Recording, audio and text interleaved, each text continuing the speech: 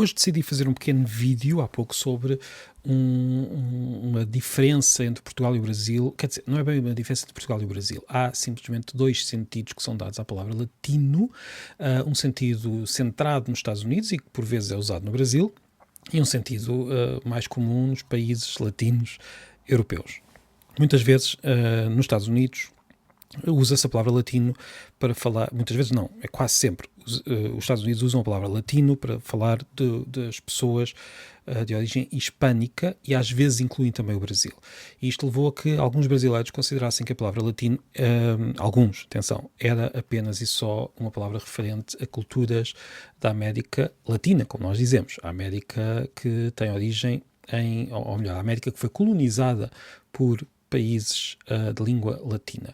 E às vezes acaba por haver algumas discussões bizarras na internet, que já encontrei, em que há um brasileiro, não são todos, nem pouco mais ou menos, mas alguns brasileiros ficam muito intrigados, às vezes irritados, com o uso que os portugueses fazem do termo latino, dizendo que os portugueses não são latinos, os portugueses são europeus. Ora, na Europa, nos países latinos, nós dizemos um povo latino para um povo que fala uma língua neolatina, uma língua como o português, o castelhano, o catalão e por aí fora. Estes povos estão em Portugal, na Espanha, na Itália, na Roménia, na Moldávia, na Suíça, na Bélgica, na França, em Andorra, e não sei se me estou a esquecer de algum povo ou de algum país, aliás, algum estado com povos latinos. Alguns dos estados têm povos latinos e outros não latinos. Isto é um termo usado comumente por cá. Nós dizemos que os portugueses são um povo latino por esta definição linguística, mas no Brasil, por vezes, este uso entra em conflito com esse outro uso com origem nos Estados Unidos, e que se difundiu por toda a América e que leva a que algumas pessoas creiam que latinos são só os latino-americanos, o que não é bem assim. Ora, estas discussões na internet são muito interessantes. Eu fiz um pequeno vídeo a explicar este uso normal cá em Portugal. Tive muitos comentários, esta semana, pelos vistos, estou a usar Pilha de Livros para comentar os comentários na internet. Tive muitos comentários que concordavam ou davam algumas outras sugestões. Houve quem dissesse que na Alemanha não é assim, na Alemanha ninguém considera os portugueses um povo latino, mas eu achei aquele comentário um pouco estranho. Terá provavelmente a ver com alguma forma como o alemão se refere a estes povos, não sei, ou foi uma impressão daquela pessoa. Houve outras pessoas que disseram que disseram que de facto no Brasil algumas pessoas pensam assim, mas a maior parte não.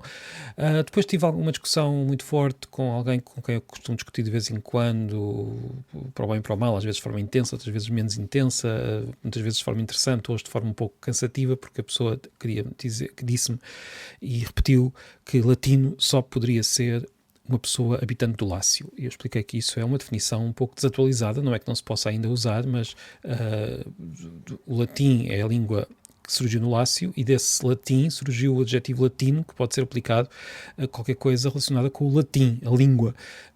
E por isso um povo latino será um povo que fala uma língua latina ou neolatina.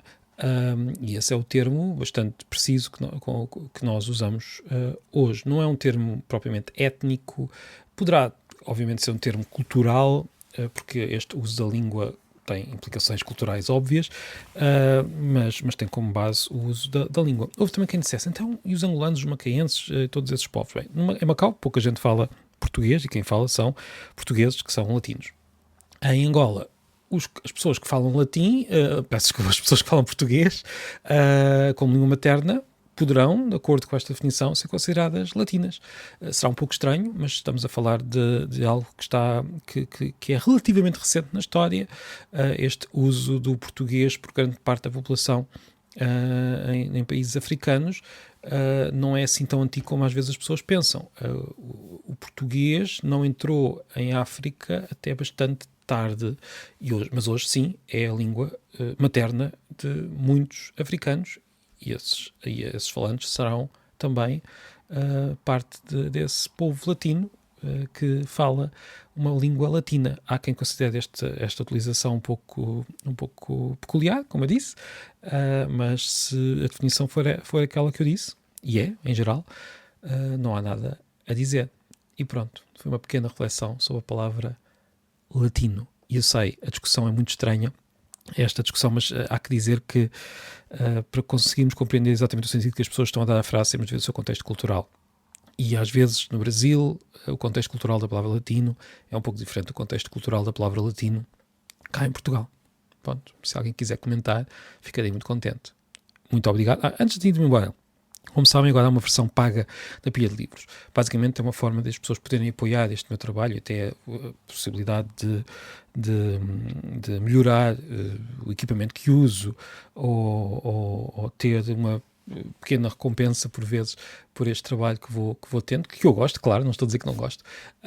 Não há ainda muitas vantagens, já criei um episódio exclusivo, hei de criar outros, mas se alguém quiser então apoiar a Pilha de Livros, fica o convite para poder assinar a versão paga. De resto, os episódios continuarão a ser gratuitos por aqui. Muito obrigado e até amanhã.